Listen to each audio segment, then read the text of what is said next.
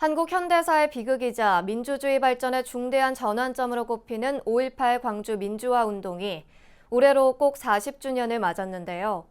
5.18 40주년을 맞아 5.18과 불교의 관계를 조명해보는 기획 시리즈. 오늘은 두 번째 시간으로 불자 국회의원과 정치인들이 생각하는 5.18의 의미와 교훈, 풀어야 할 과제를 전경윤 기자가 보도합니다.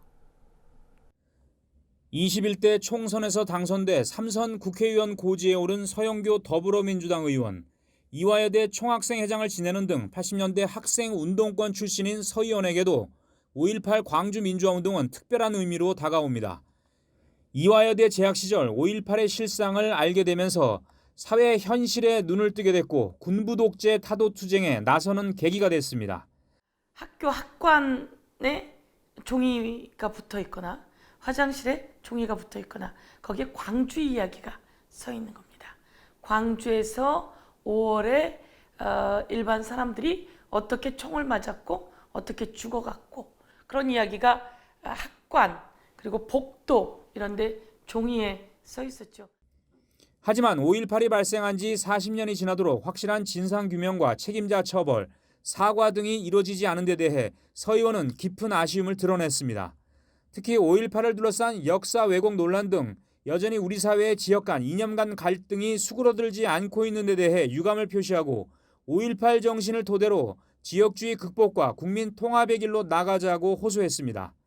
5.18의 숭고한 정신을 기념하고 기리고 또 대한민국의 민주주의가 꽃필 수 있도록 정치권 그리고 사회, 언론 모두 다 그리고 특별히 지역주의 없애고 하나가 되는 그런 날들을 만들어 나가야 될 것 같습니다. 시대의 아픔과 상처를 자비와 포용의 정신으로 치유할 수 있는 불교의 가르침을 실천하고 확산시키는 노력이 그 어느 때보다도 필요하다는 목소리도 제기됐습니다. 인간에 대한 존중이라는 특히 우리 식으로 얘기하면은 생명에 대한 부분이라는 자비라는 부분 이런 걸 잣대로 대봤을 때 그 어떤 것도 포용을 해야 우리 사회가 정치적 잣대보다는 부처님의 자비심이라는 전제로 본다 그러면 끌어안고 가야 된다. 5.18에 대한 왜곡 등에 대한 처벌을 강화하는 5.18 특별법 개정안이 처리돼야 한다는 목소리도 높은 가운데 호남의 대표적인 불자 정치인 이계호 더불어민주당 의원이 21대 국회 1호 법안으로 5.18 민주화운동 특별법 개정안을 발의할 예정입니다. 이제 5.18 40주년을 맞으면서 5.18에 대한 정말 이 확실한 진상규명이 반드시 이루어져야 한다고 생각을 하고요. 또 아울러 5.18을 왜곡하는 여러 작태들에 대한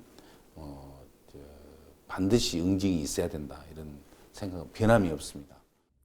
21대 국회에서는 이와 함께 불자 국회의원들이 갈라진 우리 사회에 공존과 화합, 상생의 기운을 한가득 불어넣어주기를 바란다는 목소리가 적지 않습니다. 5.18 40주년을 맞아 과거의 비극은 잊지 않되 이제는 분열과 갈등의 악순환을 멈추고 한 단계 더 성숙한 사회로 나아가는 계기를 만들어야 할 때라는 지적입니다. BBS 뉴스 정경윤입니다.